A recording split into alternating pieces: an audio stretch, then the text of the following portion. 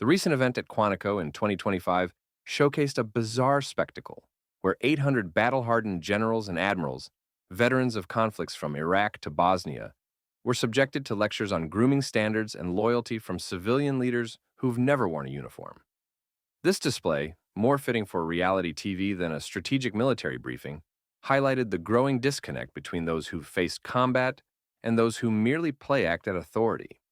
The Secretary of Defense opened the farce by railing against fat generals and beardos, asserting that a clean shaven face and low BMI are the true measures of war fighting prowess. This proclamation came from a man whose closest encounter with combat was likely battling rush hour traffic on his way to TV appearances. The irony wasn't lost on the audience of veterans who had led troops through the deadly streets of Fallujah and Kandahar, where the enemy's disregard for fitness reports didn't make their bullets any less lethal. Military history provides a stark contrast to this fixation on appearance. Great generals like Grant, Sherman, Eisenhower, and Patton were far from perfect physical specimens. Grant battled alcoholism. Sherman was known for his mental instability.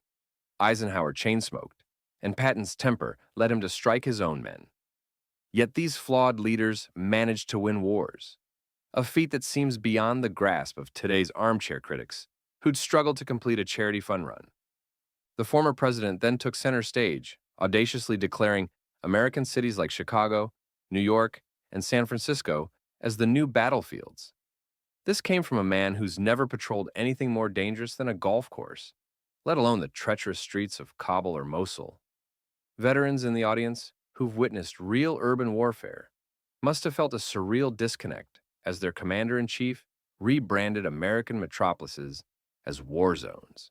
This is the same individual who once mocked Senator John McCain's POW status with the callous quip, "I like people who weren't captured."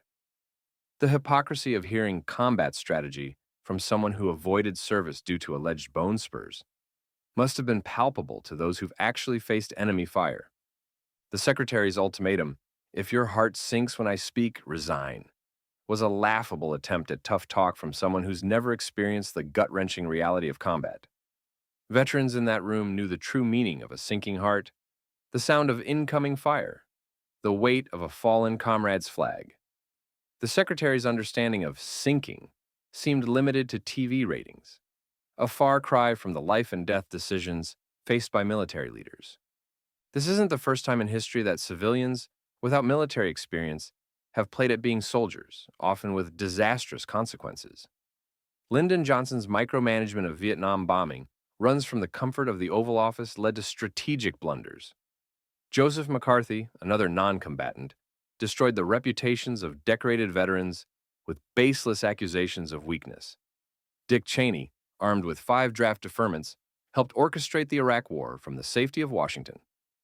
In stark contrast, presidents like Washington, Jackson, Grant, and Eisenhower, men who had actually led troops in battle, never needed to lecture their generals about discipline or loyalty. Their own service record spoke volumes. The cruel irony of Quantico 2025 was that men who had never deployed, never led troops under fire, never shouldered the weight of command, stood before a sea of combat veterans demanding loyalty oaths. The audience, adorned with patches earned in the crucibles of Fallujah, Mosul, and Kandahar, was forced to endure what might be remembered as the Mall of America theater of war. In a sobering reflection of how far military leadership has strayed, generals once feared being relieved of duty by the likes of Lincoln or Truman. Today, they face the indignity of being lectured on physical fitness by men who've never done a push-up in uniform. An after-action review of this event would reveal a stark contrast between the mission objective and the actual outcome. While the goal may have been to reinforce warrior ethos and provide strategic vision, what transpired was a display of grooming standards, empty ultimatums, and domestic culture. War rhetoric masquerading as strategy. To their credit, the generals maintained discipline, refraining from walkouts or open insubordination, thus preserving the concept of civilian control, at least on paper.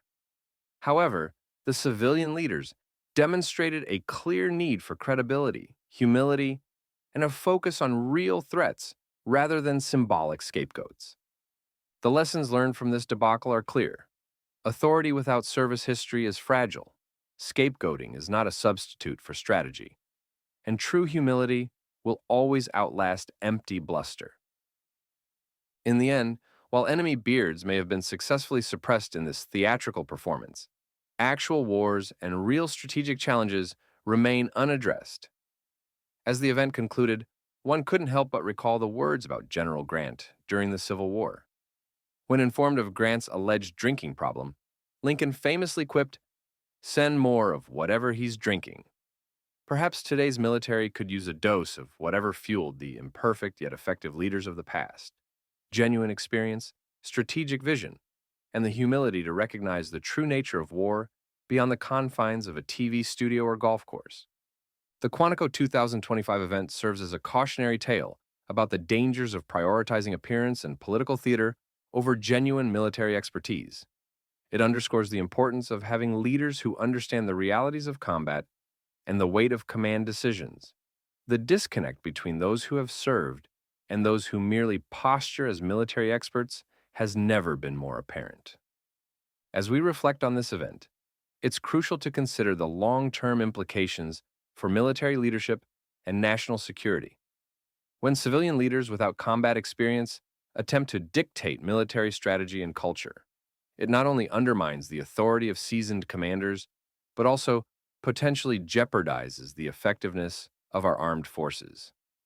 The focus on superficial aspects like grooming standards and physical appearance, while important for discipline, should never overshadow the more critical elements of military leadership, such as strategic thinking, adaptability, and moral courage. The great military leaders of history were often unconventional in appearance or behavior, but their ability to lead and win battles is what truly mattered.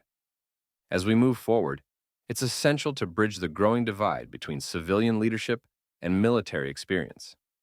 This requires a renewed commitment to understanding the complexities of modern warfare, respecting the expertise of those who have served, and focusing on real strategic challenges rather than political posturing.